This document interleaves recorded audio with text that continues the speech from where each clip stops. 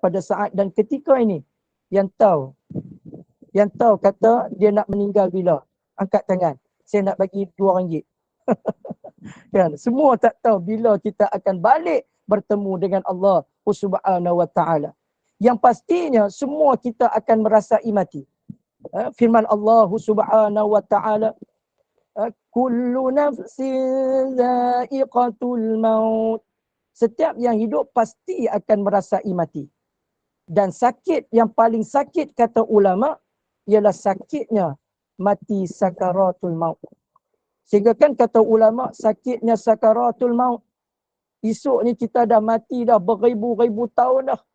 Tiba-tiba ditiup sangkakala yang pertama, sangkakala yang kedua, maka kita akan dibangunkan di mahsyar pada saat dan ketika itu.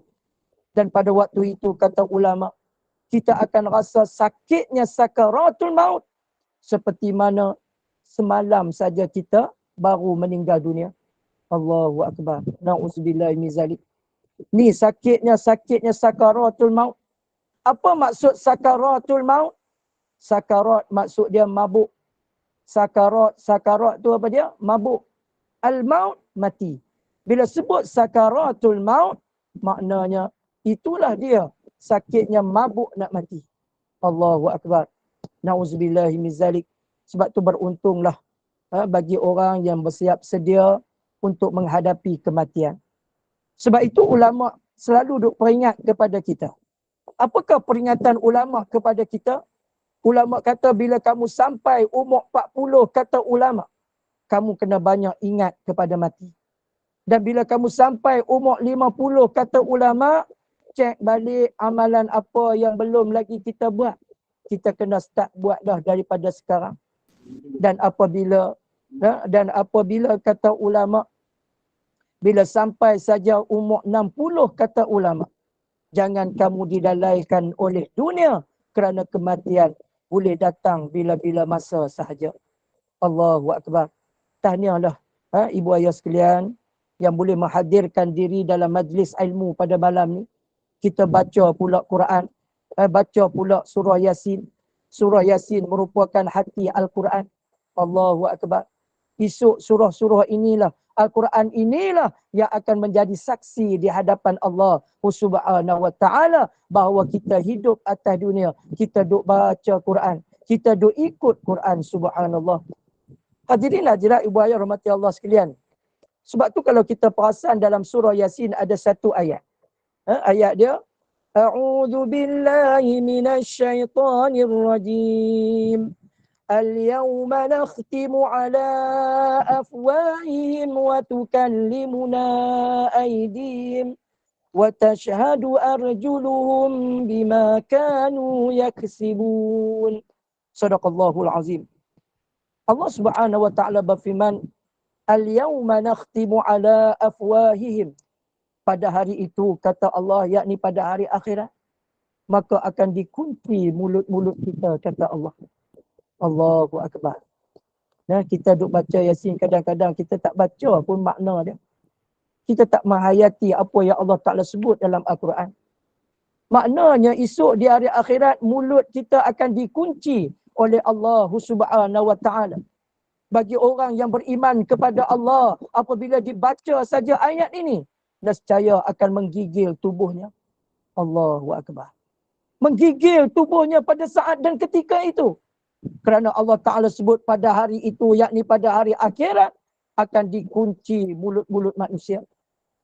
Maka yang akan berkata-kata di hadapan kami, kata Allah, ialah tangan-tangan dan kaki mereka.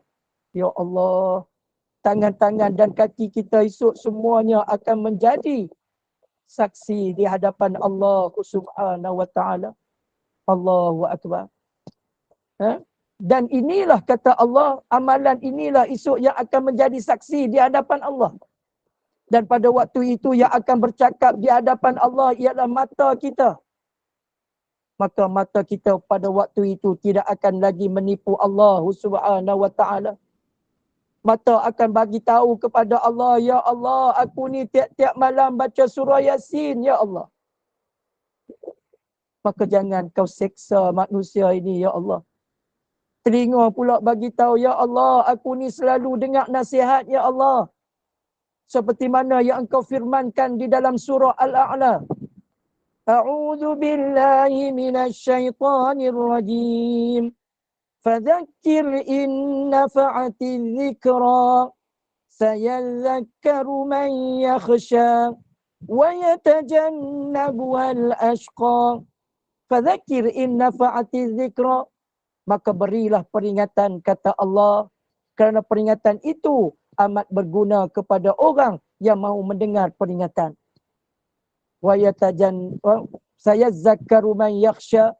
Maka orang yang terima, orang yang mendengar peringatan itu, nescaya dia akan rasa takut untuk melanggar peringatan yang telah diberikan. Wa yatajannabuhal ashqa. Dan celakalah orang yang lari daripada peringatan. Allahu Akbar. Ibu-ibu sekalian, ibu ayah rahmati Allah sekalian.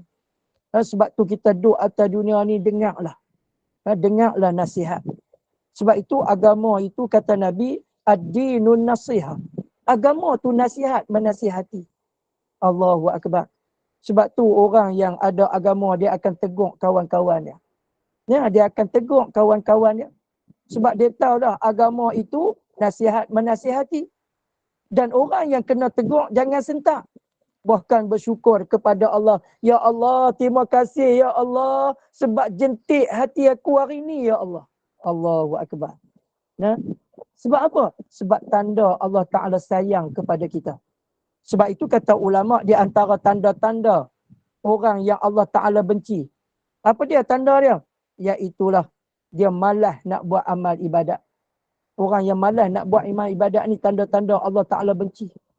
Dia boleh tengok telefon 3 jam, tapi nak baca Al-Quran satu muka surat tak boleh baca. Allahumma salli ala Sayyidina Muhammad. Allahumma salli ala Sayyidina Muhammad. Nah, ni tanda-tanda Allah Ta'ala benci.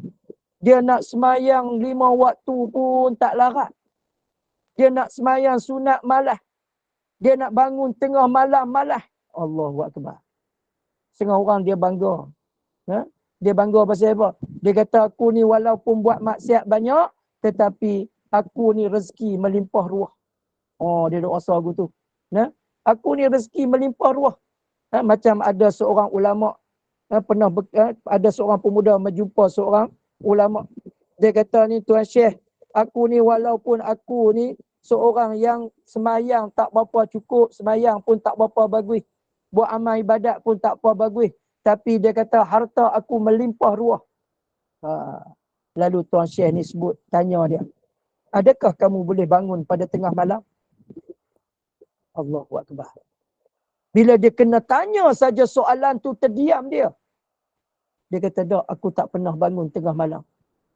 Tiba-tiba Tuan Syekh ni sebut, itulah di antara tanda-tandanya Allah Ta'ala benci, tidak mahu bertemu dengan kamu. Allahu Akbar. Maknanya orang yang payah nak bangun solat malam ni adalah orang yang tidak disukai oleh Allah Subhanahu Wa Ta'ala. Sebab tu kita dalam hidup ni kena ada. Ulama kata kalau kita tak start lagi solat malam, kena start dah. Tahajud jangan tinggal dah. Setengah orang dia marah bila dia kena kecil manis.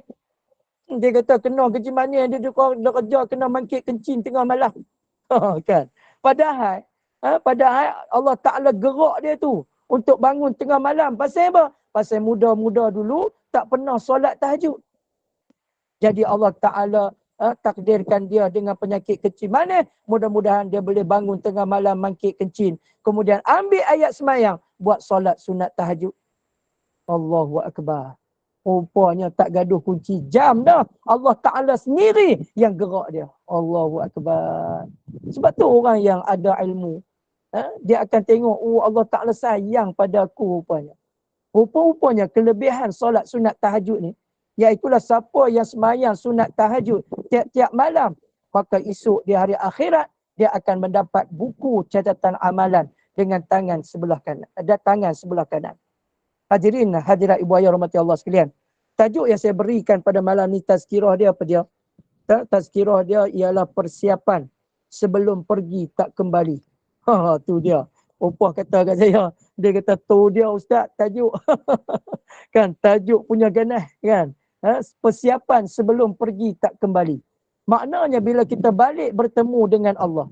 Subhanallah tabarakallah. Balik bertemu dengan Allah ni, maknanya kita tak balik lagi dah mai ke dunia ni. Allahu akbar. Tak balik dah. Sebab tu kita esok di hari akhirat Allah Taala sebut walau tara idzil mujrimuna nakisu ru'usihim 'inda rabbihim rabbana absarna wa sami'na farji'na na'mal salihan inna muqinun. Sadaqallahul azim. Dalam surah Sajdah Allah Taala sebut walau tara idzil mujrimuna nakisu ru'usihim 'inda rabbihim. Allah Ta'ala berfirman, sungguh ngeri pada waktu itu, kata Allah, apabila kamu tengok ada sekumpulan manusia yang berdosa kepada Allah, maka mereka pada waktu itu menundukkan kepala mereka di hadapan Allah Subhanahu wa Ta'ala. Lalu mereka berkata kepada Allah, ya Tuhan kami, pada hari ini ya Allah, kami telah mendengar jeritan-jeritan ahli neraka. Hari ini ya Allah, kami telah mendengar hilal tawa ahli syurga. Farji'na na'mal salihah. Kembalikanlah kami ke dunia ya Allah. Farji'na na'mal salihan inna muqinun. Sesungguhnya kami pada hari ini ya Allah yakin sungguh dah ya Allah. Hadirin hadirat mati Allah sekalian. Allah Ta'ala cerita, rakamkan dah peristiwa-peristiwa yang akan berlaku selepas kita mati. Jadi ibu ayah sekalian, apakah persiapan yang kita nak buat waktu kita nak balik ni? Apakah persiapan kita? Sebab tu Nabi kata orang yang paling cerdik yang hidup di atas muka bumi Allah ialah orang yang selalu ingat kepada mati. Dia selalu ingat kepada mati dan bersiap sedia untuk menghadapinya. Allahu akbar. Sebab tu Allah Ta'ala duk panjang lagi usia kita ni ibu ayah sekalian. Pasal apa? Sebab ada amalan yang kecil-kecil yang kita tak buat lagi. Di antaranya kata Nabi SAW, barang siapa yang membaca Allahumma ajirna minan nar 7 kali. Baca, siapa yang baca 7 kali lepas maghrib kata Rasulullah, maka kalau dia mati pada waktu malam, maka dia akan dimasukkan dalam syurga. Allahu akbar. Baca 7 kali bukan sampai 7 jam. Bukan sampai 7 jam. Allahu akbar. Dan Nabi kata siapa yang baca 7 kali setiap kali lepas subuh, maka kalau dia mati pada waktu siang, maka dia akan dimasukkan dalam syurga. Allahumma salli ala Sayyidina Muhammad. Kenapa baca 7 kali ustaz? Sebab pintu neraka ada 7. Pintu neraka ada 7. Syurga ada 8. Syurga ada 8. Sebab tu dalam hadis yang lain Nabi sebut, siapa yang berdoa kepada Allah, Allahumma ajirna minan nar, dia baca 3 kali. Maka neraka akan berdoa kepada Allah supaya dijauhkan orang tersebut daripadanya. Sebab tu neraka cukup takut dengan orang yang selalu menyebut Allahumma ajirna minan nar. Dan neraka cukup takut. Dan neraka cukup tak suka orang yang selalu menyebut Allahumma ajirna minan nar. Sebab tu dalam bulan Ramadan nanti Nabi sarankan kepada kita agar berdoa kepada Allah. Allahumma inna nas'aluka ridhaka wal jannah wa na'udzubika min sakhatika wan nar. Maknanya dalam bulan Ramadan kena banyak menyebut, ya Allah, masukkanlah aku dalam syurga. Ya Allah, jauhkanlah aku daripada api neraka. Ni maknanya amalan-amalan yang kecil-kecil jangan tinggal dah. Dan Nabi kata, barang siapa yang membaca ayat kursi sekali setiap kali lepas sembahyang, maka jarak dia dengan syurga adalah kematian. Subhanallah tabarakallah. Maknanya jarak dia dengan syurga bagi orang yang duk baca ayat kursi setiap kali lepas sembahyang, maka jarak dia dengan syurga adalah kematian. Rupanya nak masuk syurga ni senang je. Tetapi kita semua tidak dan. Kita ni bagi alasan semua tidak dan. Orang tanya, tak pergi masjid ke sembahyang jemaah? Oh, tidak dan. Tidak dan. Maknanya tak sempat. Orang tanya, oh tak pergi mengaji ke malam ni? Oh tidak dan. Oh semua tak dan. Tapi pasal malam, tak dan. Maknanya tak malam lagi, pi dah pasal malam. Maknanya nak pi tu tak dan lah. Tapi kalau ahad jenis baik-baik ni, semua tak mau pi. Macam orang perempuan lah. Kata guru saya, orang perempuan alasan dia cukup banyak. Kalau jenis tak mau mengaji tu, alasan dia cukup banyak. Apa alasan dia? Waktu muda-muda dulu bila kita ajak main mengaji dengan kita, dia kata apa?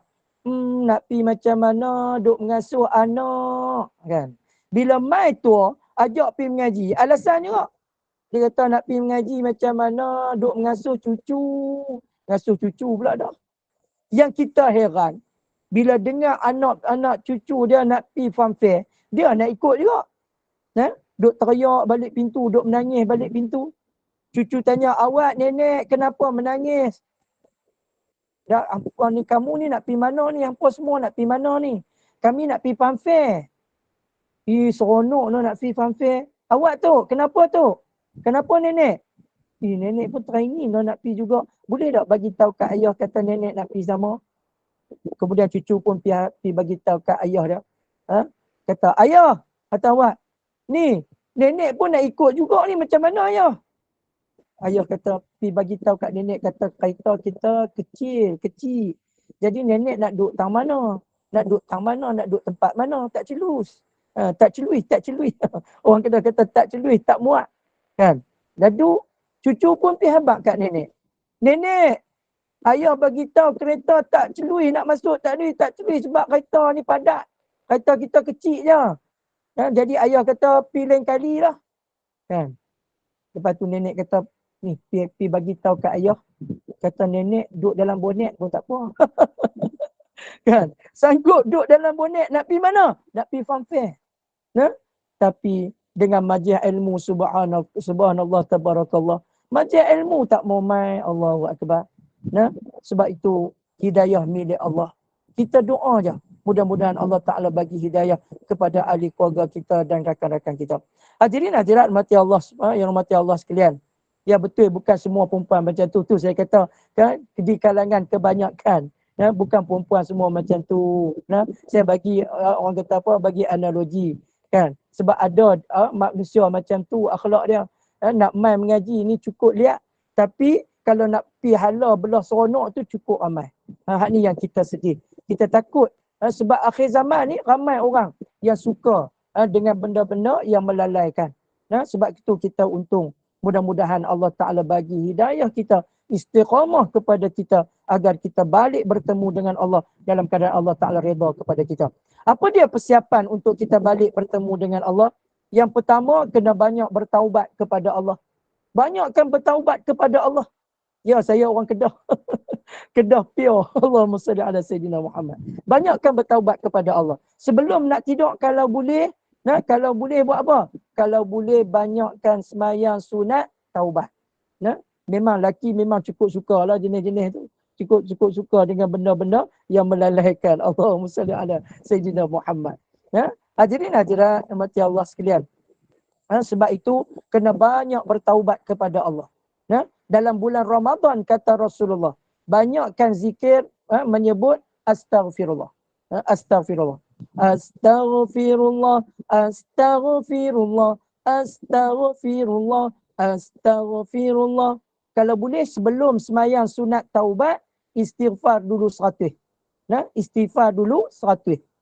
Astaghfirullah, astaghfirullah, astaghfirullah, astaghfirullah. Kan? Kemudian habis bagi salam semayang sunat taubat, istighfar lagi 100. Sambil istighfar bayangkan dosa-dosa kita yang telah kita lakukan kepada Allah Subhanahu Wa Taala. Sebab tu kalau nak bertaubat dosa besar dengan Allah, ada 3 syarat dia. Yang pertama, kena berhenti melakukan dosa tersebut. Yang kedua, menyesal. Yang ketiga, berazam dalam diri sampai bila-bila tak mau buat dah. Subhanallah, ramai juga orang Kedah dalam ni. Allahu Akbar. Alhamdulillah. Hadirin hadirat mati Allah sekalian. Yang kedua, apa dia persiapan kita nak balik bertemu dengan Allah ni? Kena selesaikan hutang-hutang kita. Nah, hutang-hutang kita jangan bagi ada. Hutang-hutang kita yang pertama, hutang dengan siapa? Hutang dengan Allah. Semayang kita tu macam mana? Nah, kalau kita ada tinggal semayang-semayang kita, qada balik semayang-semayang kita. Kemudian hutang-hutang kita sesama manusia. Ya? Sebab tu kalau nak bertaubat dosa besar dengan manusia, kena tambah satu lagi, kena jumpa orang tersebut dan minta maaf. Nah, hadirin hadirat tetamu Allah, hormati Allah sekalian. Kemudian apa dia lagi persiapan sebelum kita meninggal dunia, sebelum kita mati, iaitulah kita siapkan, kena jadikan anak-anak kita, latih, didik anak-anak kita. Peringat anak-anak kita supaya setiap kali lepas sembahyang berdoa kepada kita. Sebab Nabi kata apabila mati saja anak Adam akan terputuslah segala amal ibadahnya. Kecuali 3 kata Rasulullah. Yang pertama sedekah jariah, yang kedua ilmu yang bermanfaat. Ilmu yang bermanfaat tak mestinya ilmu agama. Matematik boleh tak? Manfaat tak? Manfaat. Maka dia akan jadi ilmu yang bermanfaat. Dan yang ketiga kata Rasulullah ialah doa anak-anak yang soleh. Sebab tu bagi tahu kat anak-anak kita. Esok bila mak ayah tak ada ni, doalah kat kami. Allahumma ghfirli dhunubi wali walidayya warhamhuma kama rabbayani saghira. Sebab itu kata ulama, kalau kita nak tahu kita ni anak yang soleh ataupun tidak, kita cek balik. Sehari berapa kali kita berdoa untuk ibu dan ayah kita? Berapa kali? Sebab tu kata ulama, bila kita doa Allahumma ufirli wali walidayya warhamhuma kama rabbayani saghira, maka ibu ayah kita yang berada di dalam kubur akan direhatkan seketika apabila doa anaknya itu diperkenankan oleh Allah. Maknanya bila kita doa akan dihentikan seketika siksaan untuk kedua ibu dan ayah kita. Dan kalau boleh kita minta pada Allah biar sekerapnya mungkin, mudah-mudahan Allah Ta'ala selamatkan ibu dan ayah kita daripada siksa kuburnya, disehatkan daripada fitnah kubur insya-Allah. Kemudian apa dia lagi persiapan kita sebelum kita nak balik bertemu dengan Allah, iaitulah sembahyang kita. Sembahyang kita cek tengok sembahyang kita ni lagu mana. Nah, kalau kita sembahyang tak khusyuk, belajarlah sembahyang bagi khusyuk. Sembahyang bagi khusyuk. Allahu Akbar. Sebab amalan yang pertama yang akan dihisap oleh Allah sewaktu berada di hari akhirat nanti ialah sembahyang. Sembahyang akan dihisap oleh Allah. Bacaan sembahyang dalam sembahyang kita lagu mana? Iaitulah rukun qauli. Rukun qauli kita tu macam mana? Baca betul tak betul? Rukun qauli dalam sembahyang ada berapa? Malam ni kalau tanya seorang-seorang syok ni, dia kata PU tu jangan duk panggil dah, mangkuk ayun sungguh. Kan? Padahal rukun sembahyang ni wajib ke sunat kita kena tahu? Hukum dia wajib kena tahu. Kalau tanya seorang-seorang selamat hari raya maaf zahir batin. Kan? Hadirin hadirat ibu ayah rahmati Allah sekalian, melawak je. Kalau tak tahu kita kena tahu. Apa dia? Rukun qauli dalam sembahyang ada hati-hati. Ada apa? 5. Ada 5. Maknanya ada 5. Dia tak nasib baik tak sebut 6. 5. Apa dia? Yang pertama iaitulah takbiratul ihram. Takbiratul ihram. Allahu Akbar. Allahu Akbar. Dia bukan Allahu Akbar. Kebar. Dia mana ada kebar? Dia ak. Alif fathah kaf sukun ak. Dia huruf mahmus. Kaf tu dia keluar angin. Allahu Akbar. Allahu Akbar. Ba fathah ra sukun bar. Akbar.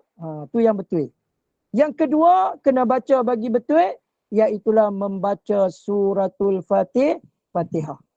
Baca surah Fatihah kena bagi betul. Sebab tu baca surah Fatihah dan jangan kita berbisik.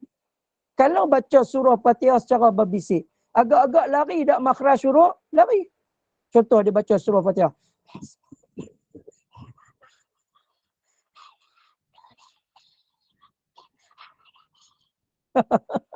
Lari tak makhraj huruf, lari. Subhanallah. Sebab tu baca bagi elok-elok, kemudian perlahankan. Nah, kemudian dalam suratul Fatihah ni juga, bila kita semayang, kita baca surah Fatihah tu macam-macam, kita baca tu kadang-kadang mudah-mudah kita baca. Bismillahirrahmanirrahim. Alhamdulillahi Rabbil Alamin. Ar-Rahmanir-Rahim. Maliki Yaumiddin. Iyyaka na'budu wa iyyaka nasta'in. Semua pendek belakang.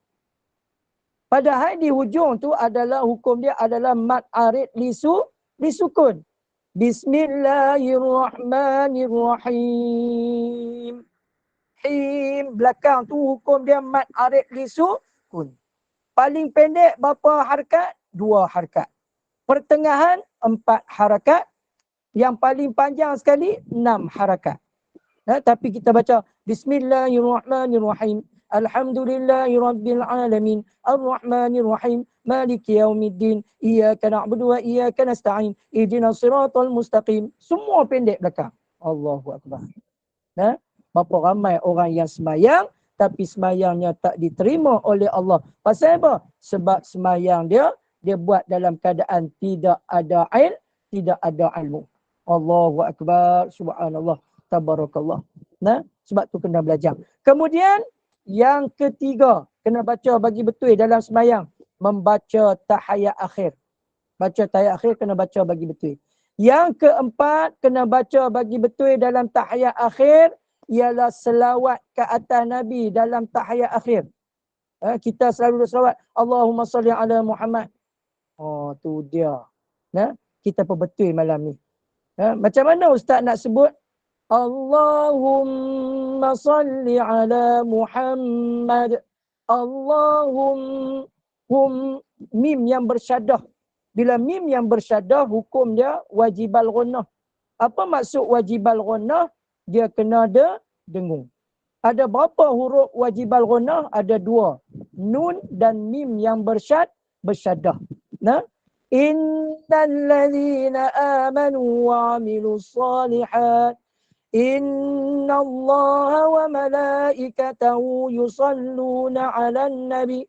Allahumma salli ala Muhammad. Muhammad juga mim yang bersyaddah wajib al-ghunnah. Wajib kena dengung. Allahumma salli ala Muhammad. Lepas ni baca bagi dengung. Boleh nah? Sebab dia duduk dalam rukun qauli. Kena baca bagi betul. Kemudian yang kelima kena baca bagi betul, iaitulah memberi salam yang pertama. Yang memberi salam yang pertama tu wajib kena baca bagi betul. Tapi kita ni bila baca, kita bagi salam, kadang-kadang kita bagi salam tak betul. Kita bagi salam, Assalamualaikum warahmatullahi. Assalamualaikum warahmatullahi. Tak mana salah? Kita tengok tajwid dia. Alif fathah sin syada fathah asa. Lam fathah alif mada la.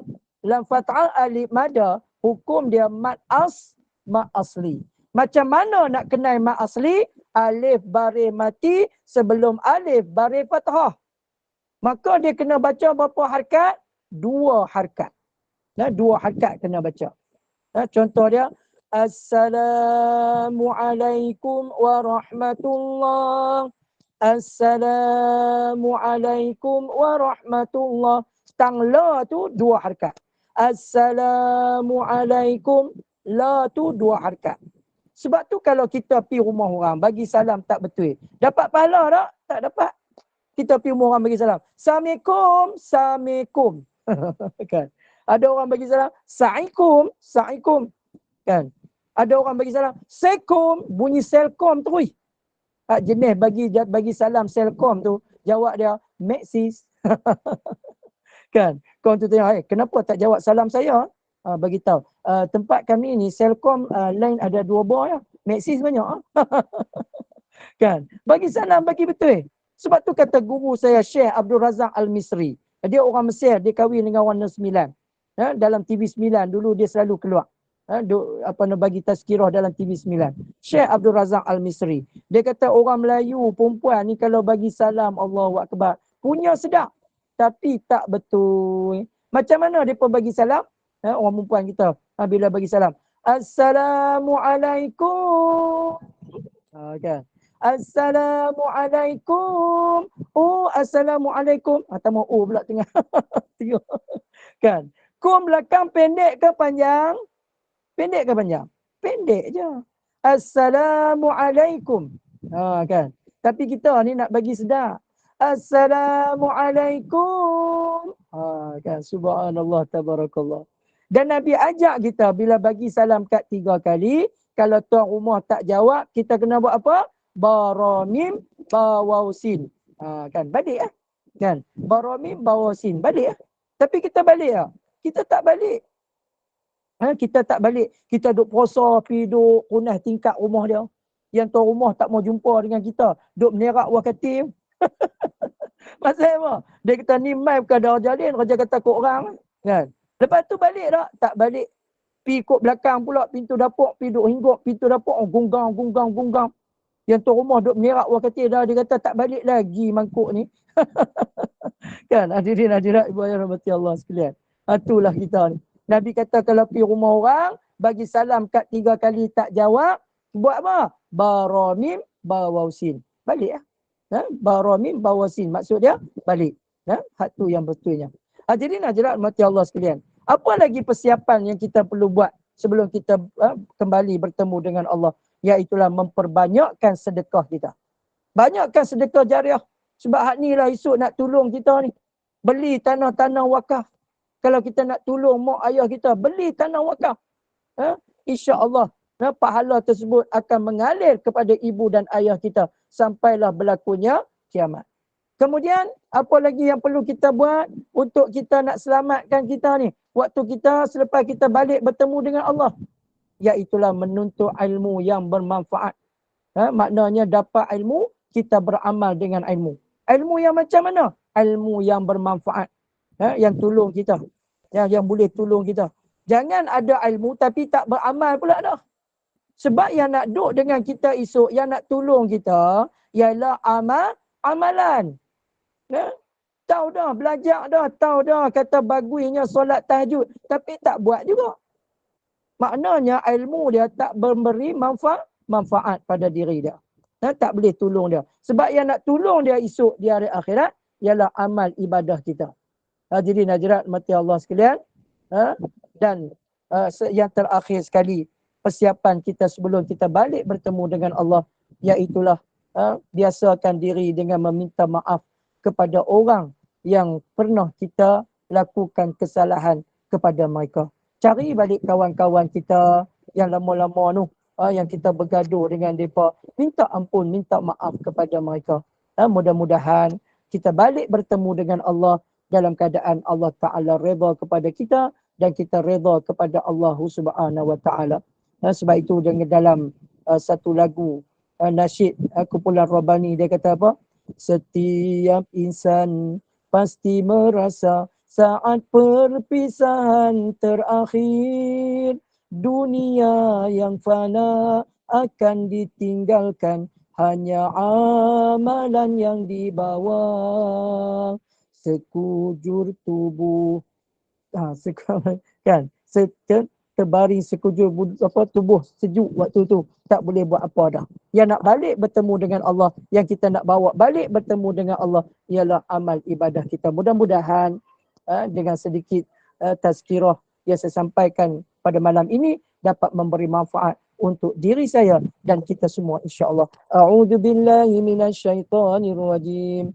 Bismillahirrahmanirrahim. Alhamdulillahi rabbil alamin. Wassalatu wassalamu ala asyrafil anbiya'i wal mursalin wa ala alihi wa sahbihi ajma'in. Allahumma aftah alaina futuhal arifin warzuqna faman nabiyyin bijai khatamil anbiya'i wal mursalin. Allahumma faqina fid din wa'allimna ta'wil wahdina ala siratikal mustaqim. Allahumma nawi qulubana binuri hidayatik كما نورت الأرض بنور شمسك أبدا أبدا برحمتك يا أرحم الراحمين. اللهم اغفر لنا ذنوبنا ولوالدينا وارحمهم كما ربونا صغارا، ولجميع المسلمين والمسلمات والمؤمنين والمؤمنات الأحياء منهم والأموات. اللهم بارك